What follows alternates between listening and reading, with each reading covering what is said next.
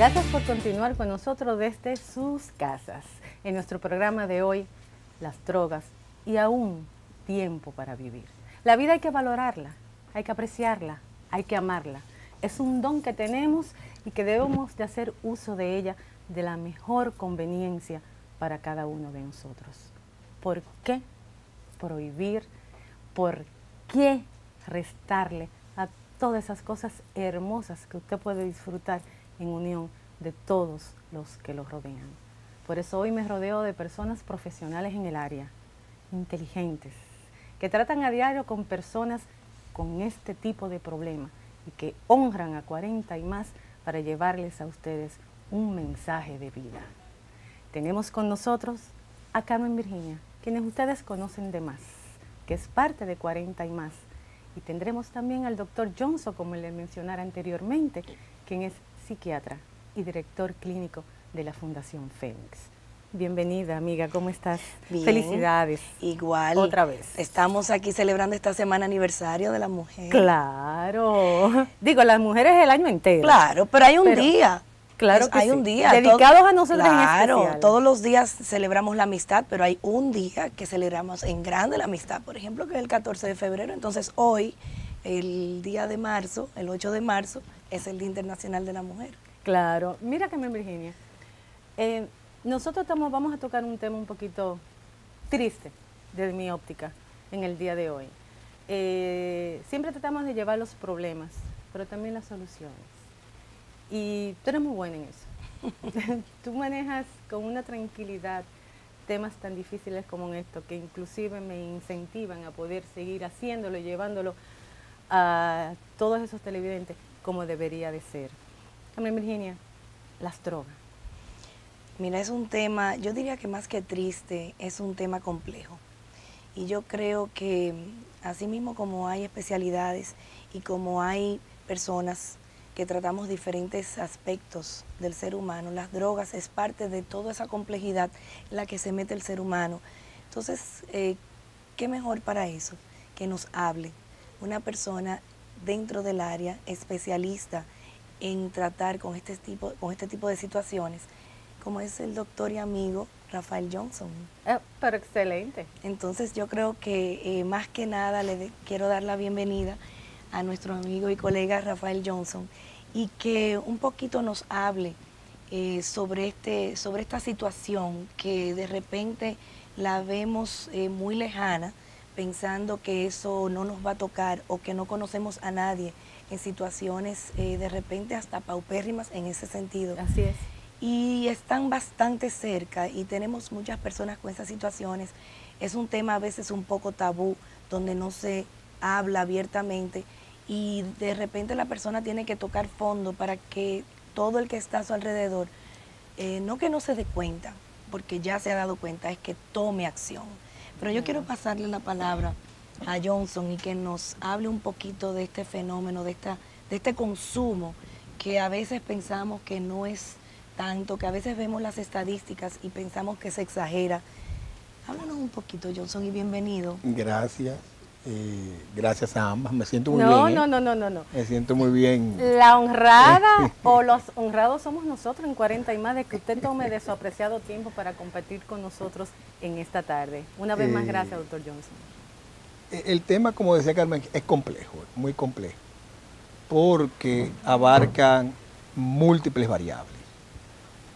Siempre me preguntan qué es adicción, qué es, y yo lo defino realmente para ampliarlo, como un patrón comportamental anómalo que traduce un estilo de vida disfuncional.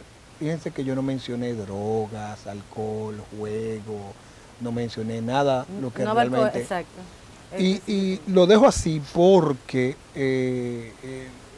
la complejidad y regularmente con lo que nosotros trabajamos ya son con aquellos cerebros que están muy maltratados, los que lamentablemente logran hacer cuadros muy psiquiátricos, psicosis, que se alejan de contacto con la realidad. Y lo preocupante de eso es que lamentablemente nos llegan a nosotros esos pacientes que tenemos, exacto, pero ¿qué ocurre? ¿Qué hay para llegar ahí? Tuvo que haber pasado toda una serie de, transcurrir toda una vida realmente para llegar a ese deterioro. El cerebro es un órgano muy noble y muy resistente. Lamentablemente. Perdón, y eso en función de la persona, por ejemplo, en cuanto al consumo. Pero ¿qué pasa con ese deterioro a nivel social, a nivel familiar? Por eso yo decía que era un poquito más complejo, que solamente hablar de la persona que consume en sí, porque hay una destrucción tanto del individuo y del entorno. Como del entorno. Pero para entrar en ese tema, yo quiero hacer un preámbulo. Porque ese es un tema muy importante, lo social y lo familiar, porque es lo que casi afecta a todo el que está rodeado de una persona adicta, que muchas veces se le escapa de las manos cómo manejarlo. Claro. Pero puede surgir, doctor Carmen Virginia, la adicción en la adolescencia como en la adultez madura. Sí, claro.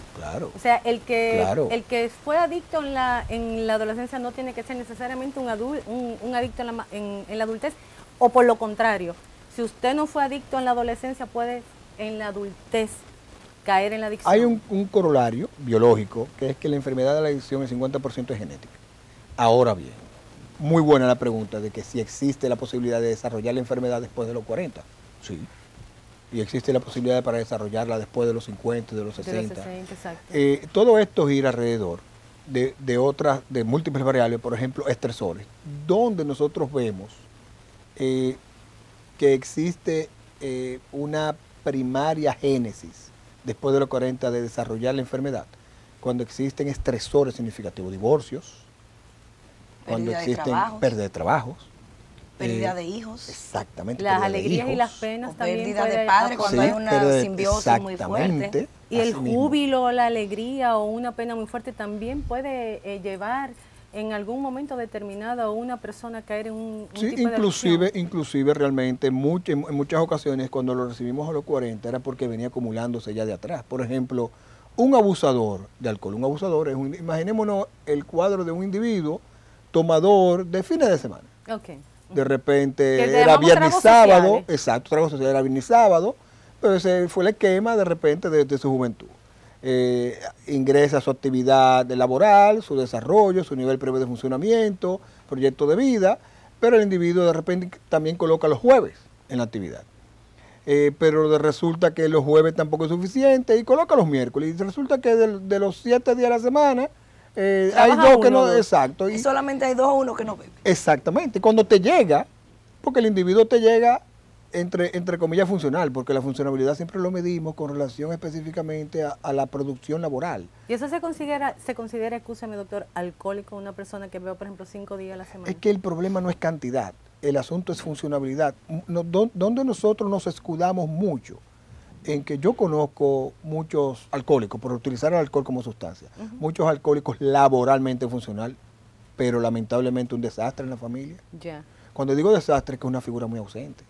Entonces, usted ve que es un gran proveedor, es un individuo, pero nunca ha tenido contacto, o un breve, o un leve, o un contacto muy nulo. Los domingos, después de las 2 de la tarde, de que él se levantó de 2 a 6, pero ya no existe ese contacto. Para los afectos. Claro, exactamente. Y es por ejemplo, un indicador, algo tan sencillo, si bebe todos los días y, por ejemplo, tiene que estar en un acto, por decir algo cotidiano de cualquier familia, en un acto del colegio a las 7 o 8 de la mañana, un individuo que se acostó tomado no puede levantarse si se acostó a las 2 o 3 de la mañana un lunes, el martes para estar en un colegio. Y eso es, por ejemplo, parte de esa ausencia que comienza a dar en ese ciclo. Hay una película muy famosa que muestra precisamente cómo comienza un alcohólico en ese sentido a nivel social, y es cuando un hombre ama a una mujer, que fue con Melanie Griffith y Andy García. Eso escenifica perfectamente donde ella salía a tomarse los tragos sociales y termina tomando escondido en lo que es Y hablando de entrando a lo sociable, hay muchas veces que en los canes, como decimos, esto es un programa dirigido a adultos. Sí. Voy a hablar claramente, inclusive quiero hacer un señalamiento de que podemos tener imágenes fuertes durante nuestro programa del día de hoy, para que usted tome la precaución de lugar en su hogar si tiene niños cerca de usted. Dr. Johnson, nosotros somos muy fiesteros, muy caneros. O sea, nuestra naturaleza, la esencia del dominicano es así. Hay muchas veces que por estar precisamente en un ambiente alegre, un día hay un amigo que está usando cocaína, por decir un producto adictivo, y vamos a probarlo. Tú quieres un chin, prueba así, vamos a probar un poco para que te entones y esté de acorde a lo que estamos haciendo. ¿Eso puede llevar al individuo a ser un adicto futuro? Porque la pruebe 1 o 2 veces. ¿Qué me mortifica? A mí no me gusta minimizar ningún tipo de sustancia. Para mí todas. Exacto, son dañinas. Existe hoy día en nuestra población, inclusive ya en nuestro medio, tienen a la marihuana como una sustancia recreativa y social. Sí, y de enfermedad. Hay personas también en muchos sitios que, en que Estados Unidos tú tienes enfermos terminales. Usos médicos. Exactamente. Por ejemplo, cuando a mí me hablan de sustancias, porque yo no divido las sustancias de pesada, leve, dura, no. Me hablan de una sustancia que para nosotros recrearnos tenemos que empolvarnos la nariz, aunque sea una vez al año, ahí hay problema. Ahí hay problema. ¿Por qué? ¿Por qué razón realmente yo tengo que esnifar cocaína, acudir? Exacto. Yo no estoy con amigos, no me estoy divirtiendo. Inclusive si estoy con mi compañera, ese es el rush realmente más dinámico que yo pueda establecer. Igual como cuando a mí me hablan, no, fulano es estupendo sobrio, es un caballero, pero de que se da otro trago daña la fiesta. Eso se estila mucho. Esos son individuos, son cerebros que son alérgicos al alcohol, esas son personas que realmente tienen un problema muy serio.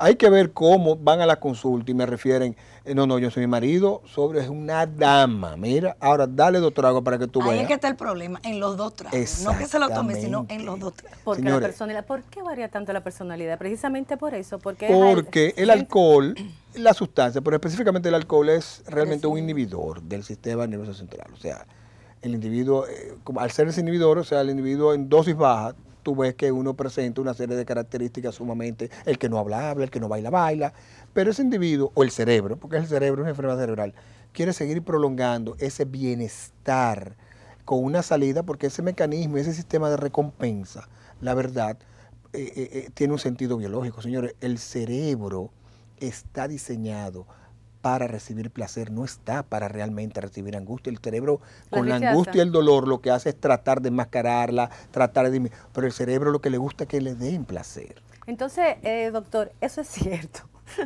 pero yo quiero hacerle una pregunta porque yo quiero informarme mucho sobre este tema que estamos hablando y yo sé que muchas personas también, que también nuestro programa. Hablamos de una vez de empolvarnos la nariz. Si el adulto ya en una edad madura, donde ha vivido tanto en la vida, a sabienda del daño que puede hacer este tipo de adicción, incurre en caer en uno de esos vicios. ¿Por qué? Si desde que tenemos uso de razón, creo, ahí yo creo que tiene que ver mucho el cerebro, como dice usted. Nos están informando de que la droga hace daño, que la droga destruye, que la droga hace esto. Sí. Es que pensamos que 1, 2, 3 veces no va a hacer nada o tiene que ver muchas veces el entorno con que se mueva. Si tiene una pareja que quizás es adicta, te lleva o te empuja o no tiene la suficiente fuerza. Yo sé que lo está haciendo muchas preguntas en un solo instante. Es multifactorial, multifactorial. Lo que ocurre, lamentablemente, es el hecho de que ese cerebro quiera prolongar de manera totalmente, falsa, quiera prolongar lo que traduce ser su sistema de placer, porque el cerebro tiene mecanismos de recompensas importantes. Hay una sustancia en el cerebro que se llama dopamina, que es la sustancia, el neurotransmisor del placer. Al cerebro le gusta que la bañen siempre con esa sustancia, ya sea con comida, con sexo, con droga, con alcohol. Pero qué ego tiene el cerebro, doctor. Sí. Y ocurre que 40 y más, regularmente, un individuo que ya llega a la 4ª década, en donde existe la madurez de estar establecido laboralmente, que una compañera económicamente debería estar. Vamos, aquellos individuos que inclusive, como yo siempre pongo en balanza, qué es lo que tú quieres, qué es lo que te conviene. Muchas de las cosas que nosotros queremos no nos convienen, que es lo que yo lo pongan en balanza. En eso. Tú quieres tal cosa, te conviene. Ahí es donde realmente a esa edad ya tú tienes muy madura una serie de respuestas.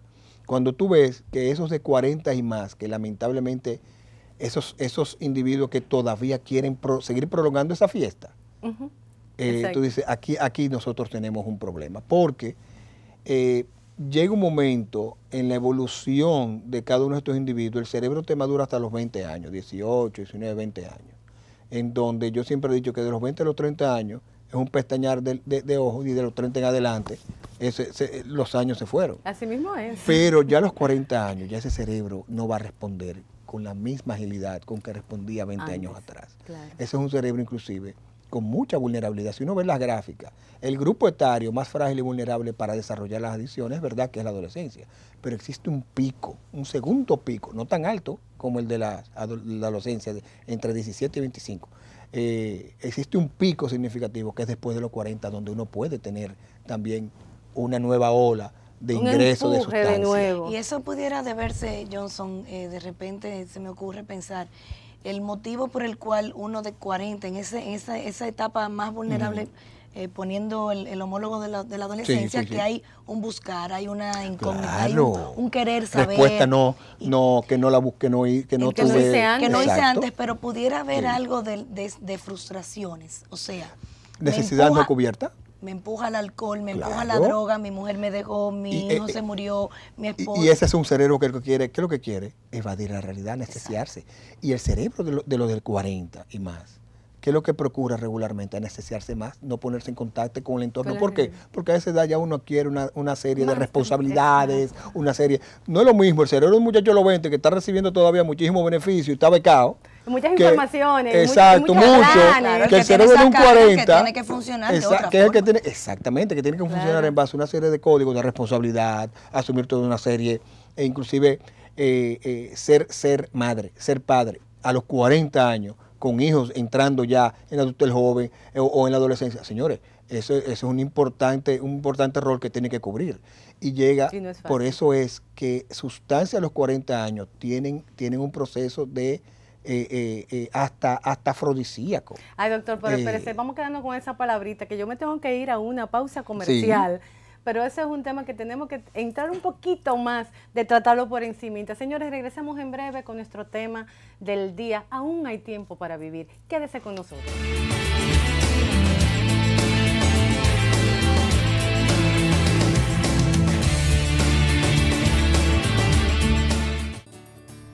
Laboratorio Orbis, distribuidores de productos que se hacen presente día a día en nuestro hogar. Son representantes del agua Orbis, cremas Aide para su bebé, vitaminas, vacunas y mucho más. En fin, hablar de Laboratorio Orbis es pensar en el bienestar de nuestras familias. Ubicado en la zona industrial de Herrera con el teléfono 809-537-7474. Hablar de Laboratorio Orbis es sencillamente sinónimo de salud.